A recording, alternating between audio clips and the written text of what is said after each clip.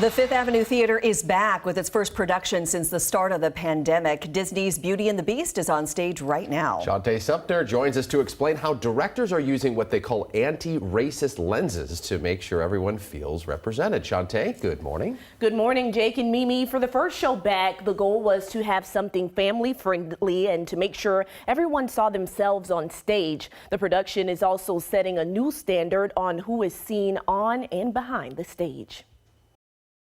A tale as old as time, but this time is different. As Portia Shaw and Riley Bragg make their Fifth Avenue debut as Belle and the Beast, they are changing the narrative on who fills theater space.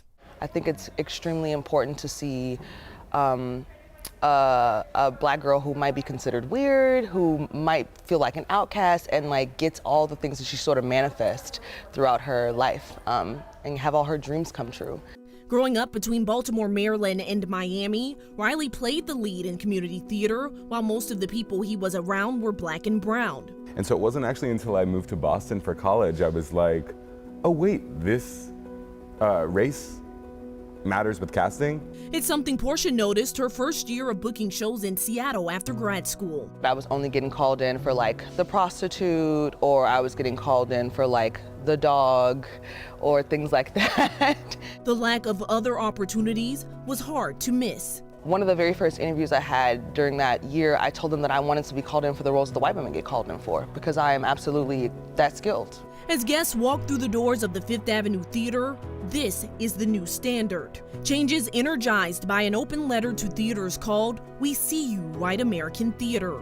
In that document, some really unfortunately shocking things were said that I think we as a primarily white institution didn't realize were happening and needed to respond to that and make a better environment. Staff spent the past year and a half looking at its practices and outlined several steps to amplify the voices of black and theater makers of color in all areas of production and education.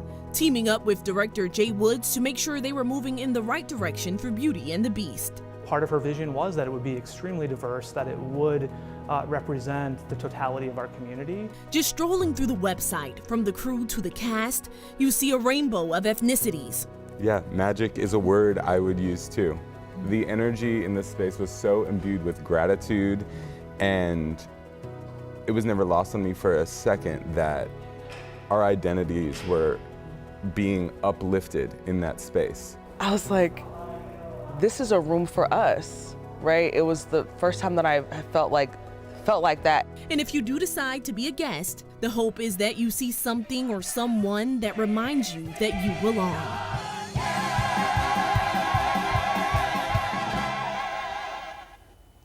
And Jake and Mimi, I saw this show and there were just so many nuggets of representation that I just was not expecting. I saw it yesterday afternoon with my daughter. It was so refreshing to see the amount of diversity on stage. I've seen a lot of musical theater and I've never seen a production like that.